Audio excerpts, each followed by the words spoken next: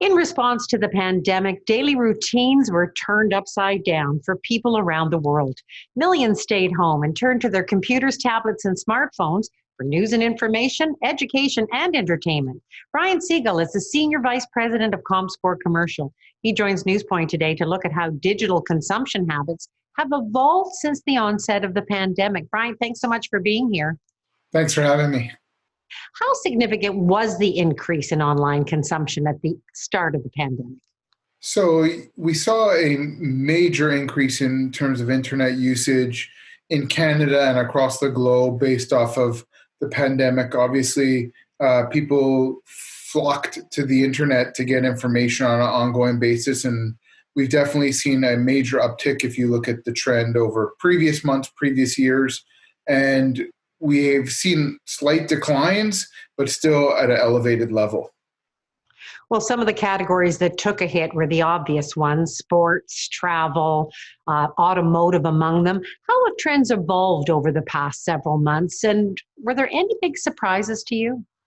Yeah, so I think you hit the nail on the head there. I mean, we definitely saw some categories showing major increases, but then other categories that declined as consumer behavior changed.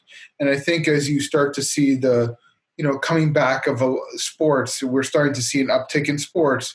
Automotive, I think we saw that a little bit earlier back in April, and other categories which have seen significant increases since the pandemic, like real estate and other areas where you've seen a major increase in terms of the behavior of Canadians. And we see similar trends across the border and across the ocean. And so there's been a lot of change in behavior, and I'm happy to see a lot of these behavior bounce back. Travel is still an area where we're starting to see an uptick.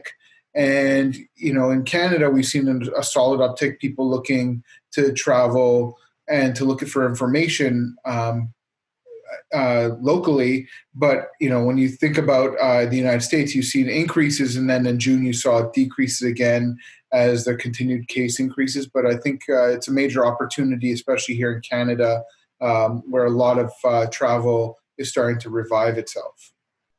And then you look at some other categories, for instance, wealth management, and those numbers were way up. People spending a lot of time looking at their investments. Yeah, I mean, it definitely, you saw a lot of those categories and finance categories, people at the beginning making sure everything's sound and in place. And obviously as it went on, making sure they have enough money and checking their ongoing status. And I think, you're starting to see, again, some of these things bouncing back or getting stabilized towards COVID measures.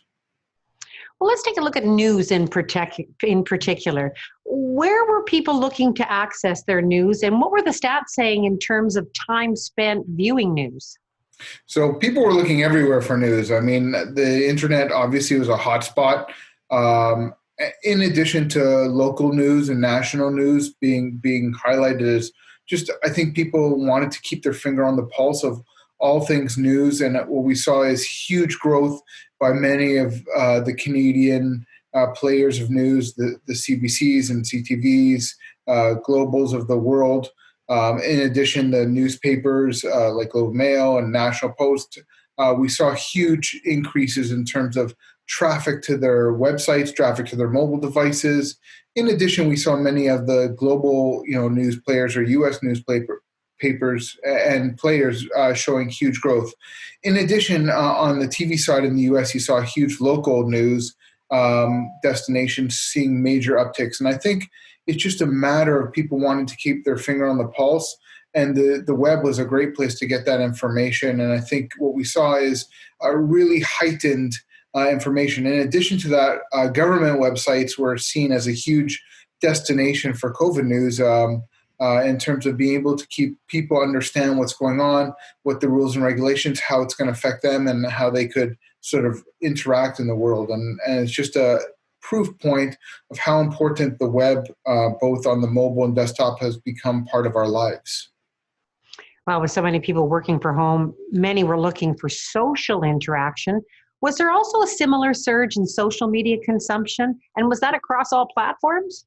Yeah, we saw a major increase in social platforms. And I think it's not just the social side of it, it's the community side of it. And so, not only on the social front in terms of getting updates and status, but in terms of also using it as a networking source. So, we saw, messaging applications increase. So, just the whole spawn of what people use social media for, we've seen increases across the board, and we saw that not just in Canada, but on a global basis. But it just talks to, even though people were locked down in their houses, people still wanted to keep in touch with their community and still wanted to keep in touch with their friends. And I guess the web was a great way to social distance.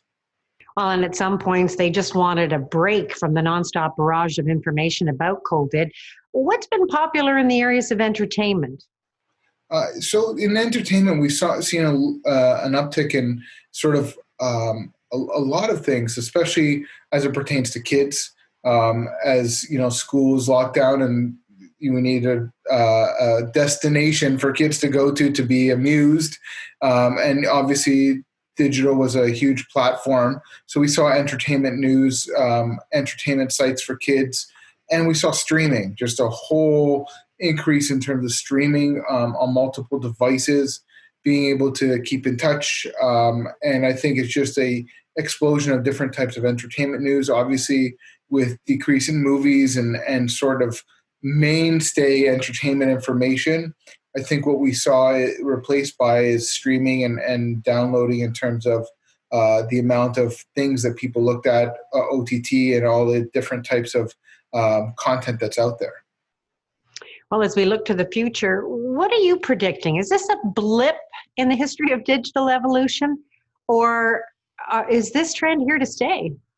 Well, I think obviously the trend is not over. We're still living it, and in different parts of the world, it's obviously at different stages. But I think the at least in Canada, this has been a launch pad for a transformation. And I think what you're seeing is, especially when you think about things like e-commerce, educational tools, and a lot of the ways that which people now have to live the world in terms of social distancing. I think this has sort of sped up the transformation of how many legacy businesses either just had a website, but now they have to be more integrated on a